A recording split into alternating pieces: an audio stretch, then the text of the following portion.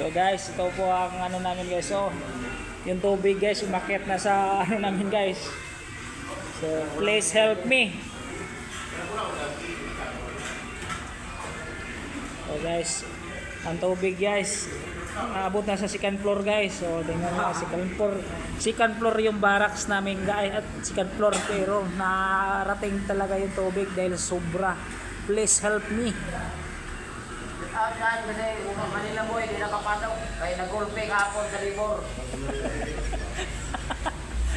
Ayos na yan. Oh guys, oh. Second floor na to barracks namin guys. So sa ano guys, kawawa na ano namin guys. Kawawa na Manila boy. Manila boy guys, nagulpe sa kanyang labor guys. Akala ko kabibiruan na sila guys. Totoo na pala yung pangyayari nila guys. Hindi ako makapaniwala sa pangyayari ng ating kaibigan. Kayo na po ang maghusga kung ano bang nangyari na ba't siya binugbog. Napakabait na tao. Lugbog ni Manila boy. Wala. Hindi na nagante. Kawawa. Hindi na napalo.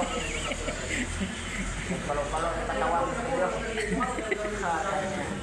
Hindi na siya Manila boy ngayon.